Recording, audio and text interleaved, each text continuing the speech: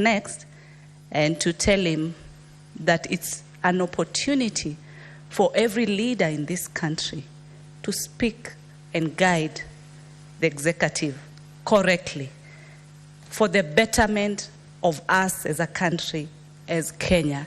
We are in this house, we are already here, and we are going to do what is right, what is correct. Let me start by giving my sincere condolences to the fallen souls, not only here in Parliament, but in the different parts of this country. It's been a sad moment, and it's a big lesson to learn. Issues have come from right, left, and center. But let me start with our young, or my young brothers and sisters, that is the Gen Z, and note that how they've done things, it's been a while. I want to tell the parents that school fees was not lost. We can see the kind of kids that we have, a generation that is educationally equipped, well versed with matters national and even international levels. The education system, I applaud you, because the education that you've actually offered to the generation that we have, and what we've seen, and how we've seen them articulate issues, is something to pride in. We are very proud of our children. But I want to guide them further to that, Madam Speaker, and mention to them that Gen Zs, do not let your bar go down. You've set a standard, and when you set a standard, let it be up high as you proceed to make it go higher. What do I mean by this, Madam Speaker? On the day that these demonstrations were last week, you noticed, or we noticed, that by evening, by 5 p.m., Madam Speaker, the Gen Zs were exiting and going back and retreating rather, as part of their well-organized demonstrations, peaceful, a good strategy. But in that evening, sadly, some of the goons that had joined turned to them, so innocently, Gen Zs as they were, and started looting from them. As they organized yesterday, it became evident that the demonstrations were already infiltrated by goons. Goons who've indicated hooliganism, looting. Nairobi has been highly affected. People have lost businesses. People have lost jobs, Madam Speaker. The strategy that Gen Z had is different from what we saw. Madam Speaker, we all remember the case of Kevin, a student, 12 years, who was shot by a stray bullet. Yesterday, as I went back home, Madam Speaker, I witnessed young uniformed school children running away from the tear gas. And it is sad. Then I want to ask the school institutions, we have PTAs, we have board members of schools that could make decisions, as we've seen some private schools made the same, and ask the students to stay at home. Not going to school a day or two, it's not a big deal because all of you are not attending the class. We had a COVID whereby people stayed home for 1 year. The security and the safety of our young children comes first. And I want to urge learning institutions, especially the lower learning institutions, even the high schools, especially the day scholars, the board and the PTAs, to make some of these quick decisions to ensure there is much safety. But back to what has brought us to this point. I've heard, and I want to thank the President who said, I'm willing to have dialogue with the Gen Zs. We appreciate. But I want to say that even as that process will take place, but charity begins at home. You have Gen Zs within State House, young boys, young girls who are within your surrounding. Don't even go far, because they are speaking one language. They are speaking the same thing. Start with them. They will tell you things. They will tell you everything. Give them an opportunity. It just starts there within your institution because they are there. And I'm saying that because I've also seen them. Give them a chance, 30 minutes. Have a conversation. They will bring light to you. They will tell you. You will connect with them. You know, for Gen Zs, it's not just about talking. It's about also vibing. You vibe. You listen to them more when they articulate their issues, because what they want to being done is to be listened more. I want to state we also not only have a Gen Z, we also have what we call the Gen Z Alpha. The Gen Z Alpha are our kids at the age of 10, 9, 11. And Gen Alpha has been watching what Gen Z is doing. And I take leaders back to the times whereby a few years ago, some of these kids were in high school, and we witnessed quite a number of schools being banned at a particular moment. We are where we are, whereby the same students or the same kids are able to articulate their issues at the national level. The young ones are also able to see that. I was able to see a few of them coming out and carrying the placards of Reject Finance Bill, a 10-year-old. Why? Because they've seen what their elder ones are doing. What am I trying to say this evening? I'm trying to say this is the opportunity to correct already what is out here, so that the younger group does not undergo what the Gen Z is undergoing right now. So that we correct not only for Gen Z, but also for Gen Alpha and Gen Beta. Because these are our kids and we have them. They are smart. So it's the opportunity to be able to correct as far as the whole narrative of Gen Z. What are Gen Zs asking, Madam Speaker? They've said we need action. That's what they're saying. Action for what? Action for some of the things colleagues have had, you mentioned, especially on the issue of Chapter 6, integrity issues, as far as how you conduct yourself as a leader.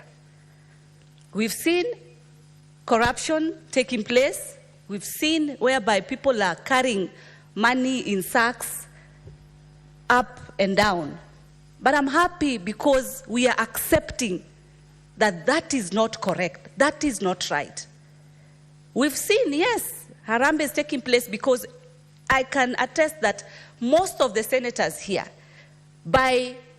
before end of week, they have already shared their Harambee cards for the different institutions.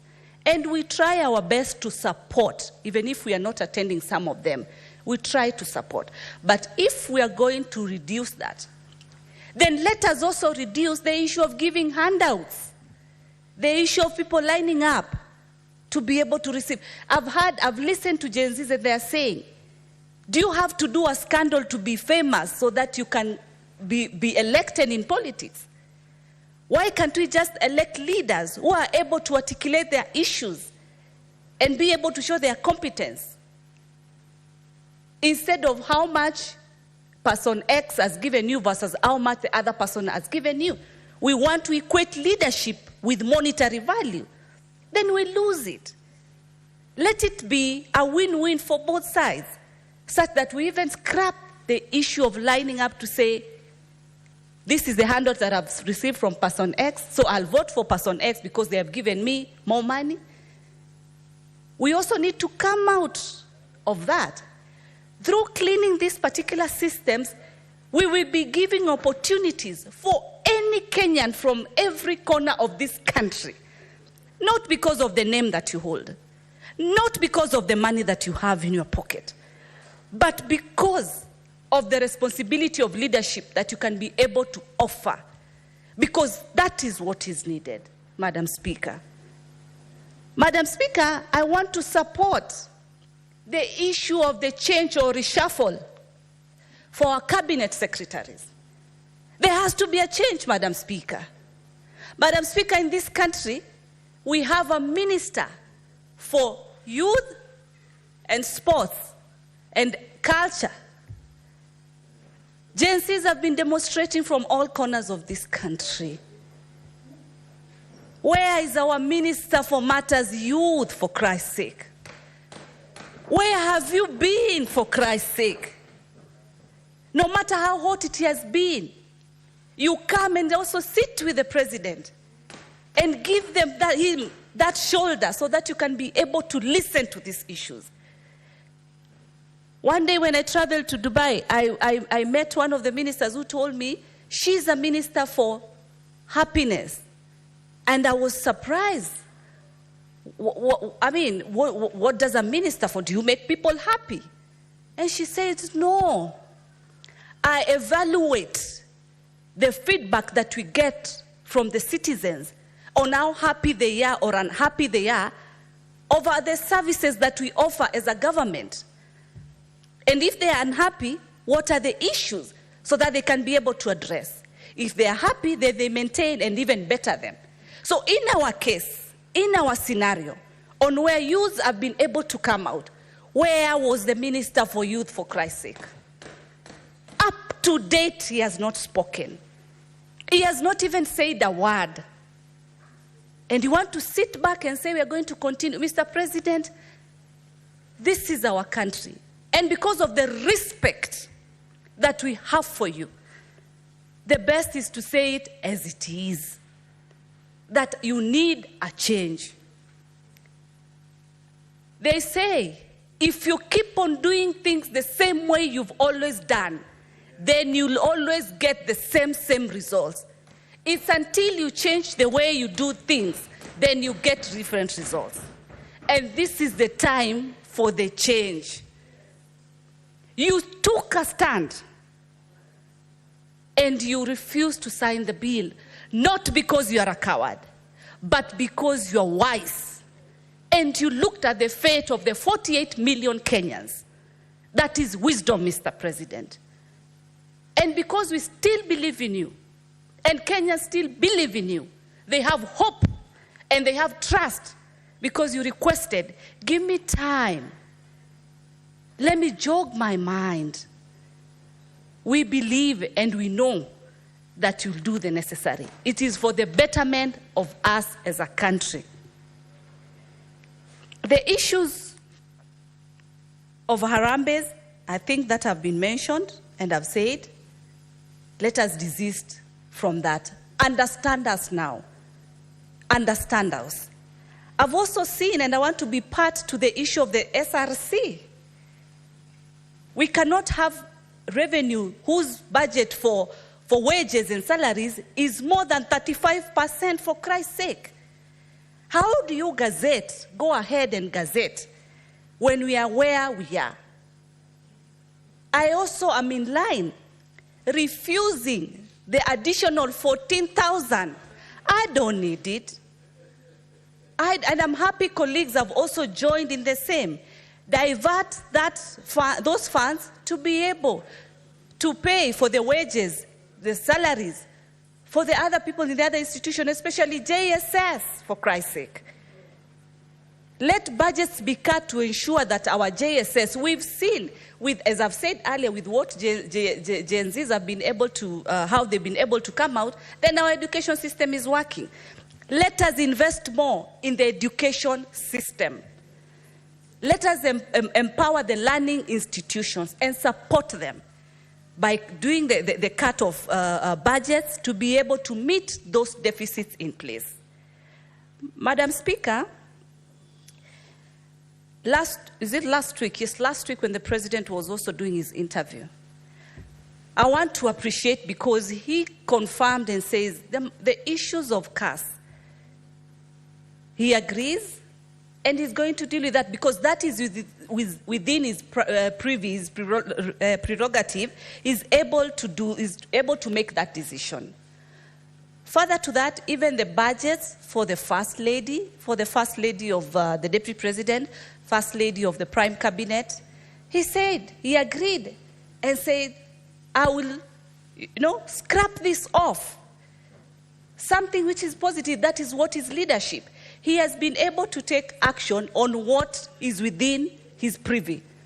But matters that they need constitutional amendment or referendum will need some time.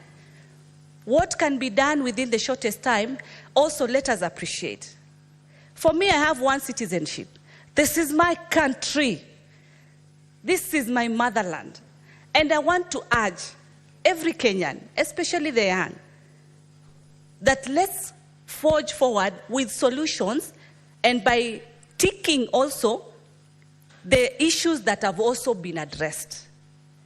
Then we also give a timeline to the other issues. And the other issues, as I've said, that require referendum, then we understand that they require referendum, and there's a procedure to it.